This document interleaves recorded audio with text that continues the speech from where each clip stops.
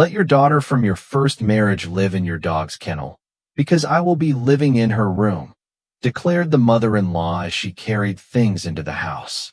Then she pushed my daughter outside and slammed the door.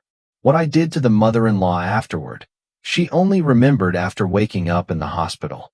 Before we continue, please tell me which country you are watching the video from. Enjoy listening. Mark looked at Anna with pleading eyes, like a beaten puppy. His gaze was always disarming to her, especially during moments when he felt insecure. Anna sighed, setting her knitting aside.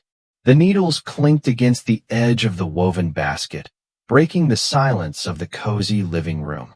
"Mark, well, you understand that this house is not just walls. It belonged to Leo, my first husband. He built it with love for us, and later for Mia. Every plank here is imbued with his memory."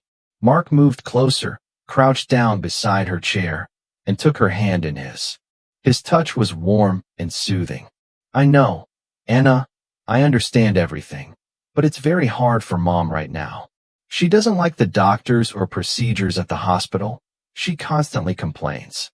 Here with you, she would be much better, at least for a while, until she feels better." "For a while?" He repeated "for a while" several times over the last few weeks. Anna felt anxiety growing inside her. She loved Mark, loved his gentle nature, his care.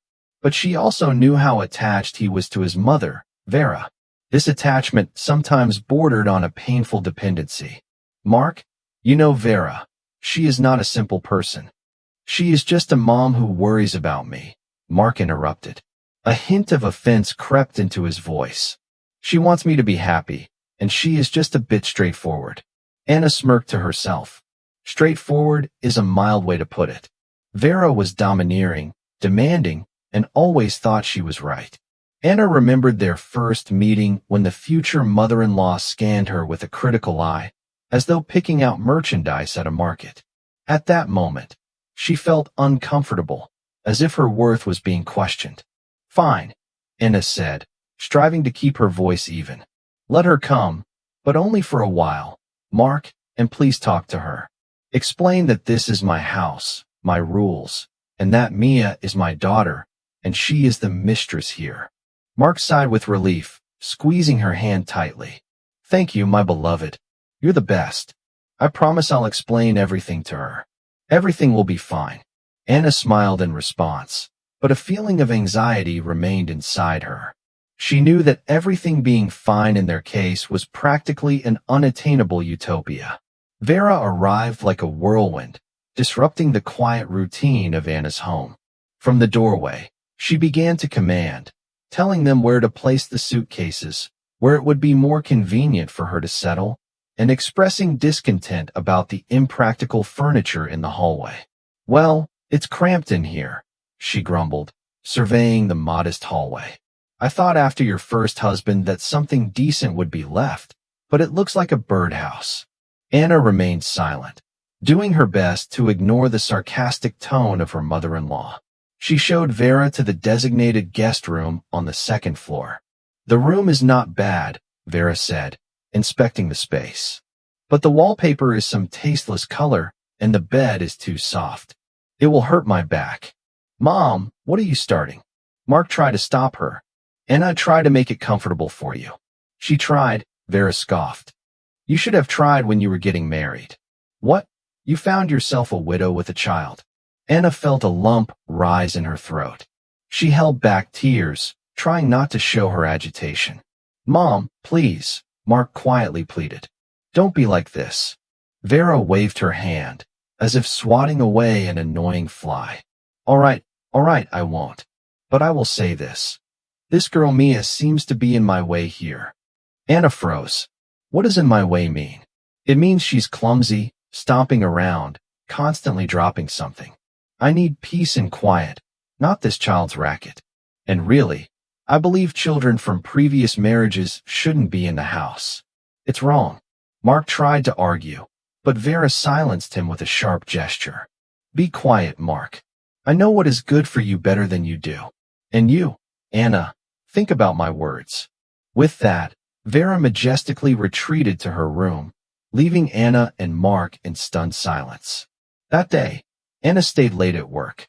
She felt she needed time alone to gather her thoughts. Vera's words echoed in her mind like a cruel mantra. Children from previous marriages shouldn't be in the house. How unfair. How cold. Mia was her daughter, her reason for breathing. She wouldn't let anyone, not even Vera, hurt her. When Anna finally drove home, her heart sank with a strange heaviness. The yard was quiet. Too quiet. Mia usually ran out the gate to greet her, jumping into her arms. But not today. Anna stepped out of the car and approached the house. The front door was ajar. A chill ran down her spine. She pushed it open slowly and stepped inside. The air felt wrong. The house was too silent, as if it were holding its breath. Mia, Anna called, but only silence answered her. She hurried upstairs and peeked into Mia's room. It was empty. The bed was unmade.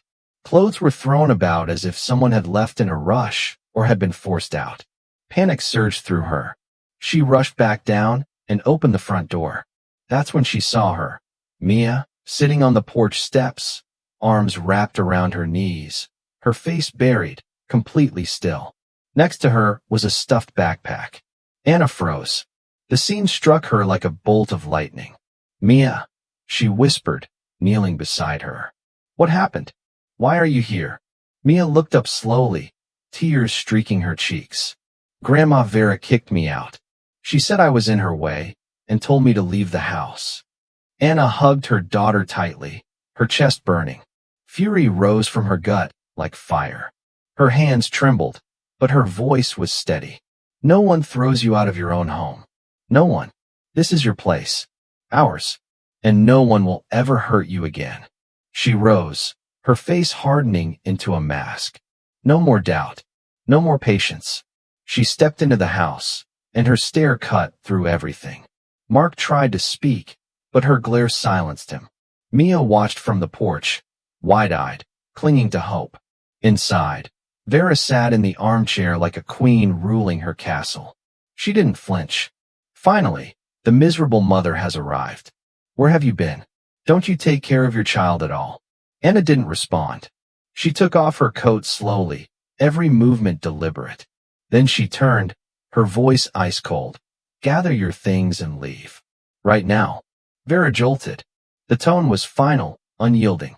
At my age? Where am I supposed to go? Who are you to give me orders? This is Mark's house. He is the master man here. The mistress here is me. Anna cut in, her voice ringing with steel. This house is mine, and I decide who lives here. Vera hissed in return, her tone venomous. Let your daughter from your first marriage live in your dog's kennel, because I will be living in her room. Mark tried to intervene, but Anna raised her hand, silencing him. Not now, Mark. This is not your business. Vera scoffed loudly. How is it not his business? I am Mark's mother. I have the right to be here. You had, Anna corrected her firmly, until you threw my daughter out of her own home, until you began imposing your ways here. Goodbye, Vera. Vera shot up from the chair, her face crimsoned with fury. You ungrateful wretch. We took you in. Mark married you, and now you're throwing out the mother of your husband. Anna's laugh was bitter. Took me in? This house was purchased with money from my first husband. It belongs to my daughter. And Mark married me for love. At least, I hope so, not out of pity. Now please pack your things. Vera growled. I will deal with you right now, and lunged at Anna. But Anna caught her wrist midair and squeezed tightly until Vera cried out. Don't you dare touch me, Anna hissed. One more move, and I'll call the police. Just then, Mia, terrified by the shouting, ran to her mother and clung to her legs. Vera glanced at the girl and sneered. Look at your daughter, uncouth, brazen. You can't even control her. Anna shoved Vera back and wrapped her arms around Mia. Don't you dare speak about my daughter like that. She is everything to me. Vera's voice grew louder, her face contorting with rage. You'll regret this. Mark won't forgive you. He'll choose me, his mother. Then, suddenly, Vera clutched her chest and stumbled. Mark rushed forward to catch her. Mom, what's wrong? I feel awful. My heart. Vera gasped, trembling. Mark turned to Anna with a venomous glare. You did this. You're going to kill her. Anna's fury cracked just slightly under a wave of guilt. Should I call an ambulance? Of course, call it. Mark snapped. You don't understand what you've done. Anna grabbed the phone, gave the address, and reported a medical emergency. While waiting for the doctors, Mark paced like a caged animal, muttering curses under his breath. Vera lay on the couch, moaning and clutching her chest. Mia stayed by her mother's side, silent and wide-eyed. The ambulance arrived quickly. The medics examined Vera, checked her vitals, and administered a shot. Hypertensive crisis, one of them said. She needs to be taken to the hospital immediately. They asked if someone would accompany her. Mark didn't hesitate. I'm coming with her. But before leaving, he paused in the doorway, casting Anna a hateful look. You'll regret this, Anna. You'll end up alone. Anna said nothing. She simply watched as Mark disappeared out the door, walking beside the stretcher. Mia gripped her hand tightly, as if afraid her mother might vanish too. When the ambulance pulled away, silence fell over the house like a blanket. Anna collapsed onto the couch, the weight of everything crushing her. Mia sat beside her, gently hugging her waist. Mom, will everything be okay? She asked softly. Anna nodded and pulled her close. It will, sweetheart. I promise you that. But that night, sleep didn't come easily. Anna lay awake, staring at the ceiling, her thoughts racing. She knew the truth. Her marriage to Mark was likely over. But there was no regret. She had chosen her daughter over peace. She had chosen what mattered. Vera's voice echoed in her memory. You will be alone. Maybe she would. But she wasn't afraid. Not anymore. She had Mia. And that was enough. No one, no man, no mother-in-law, no twisted loyalty would ever come between them again. Anna had made her choice. She would break away from this toxic cycle, cut ties, and begin again. On her terms. For herself. And for Mia. The next morning, Anna woke up to the sound of birds singing. The sun poured into the room, soft and golden, warming everything it touched.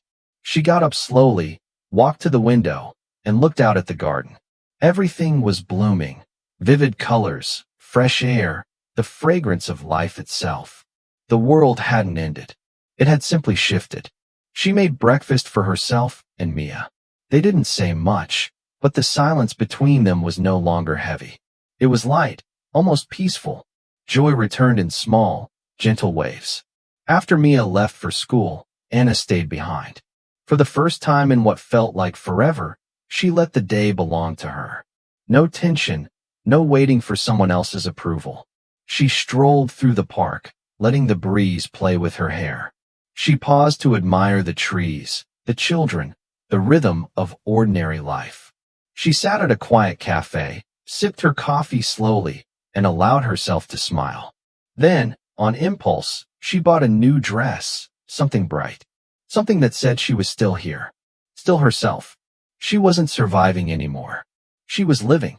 That evening, when Mia came home, they cooked dinner together.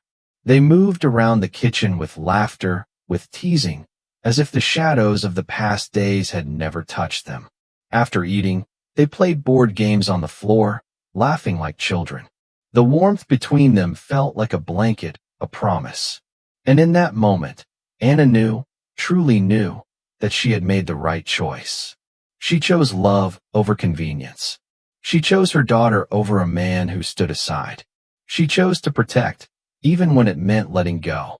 And in her heart, she knew, she regretted nothing. In the weeks that followed, Anna made quiet but firm changes. She contacted a lawyer, began the process of formally securing the house in Mia's name, and ensured that nothing and no one could ever threaten their place in it again. Mark tried to call once, but she didn't pick up.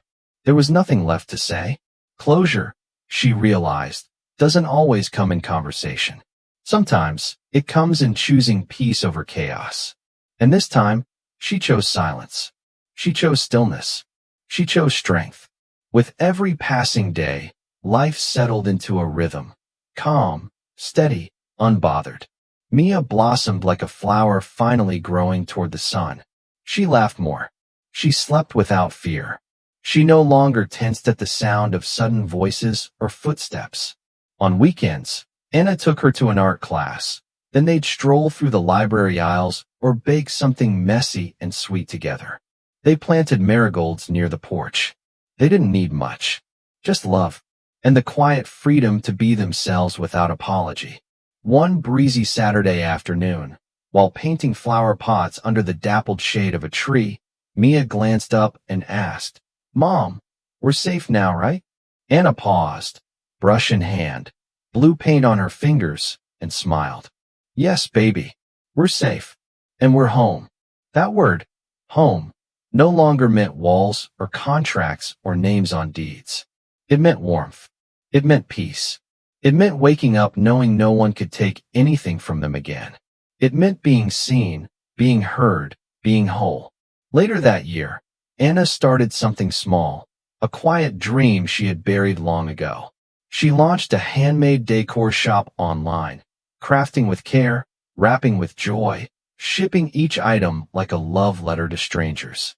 Orders trickled in, then flowed. Reviews poured back.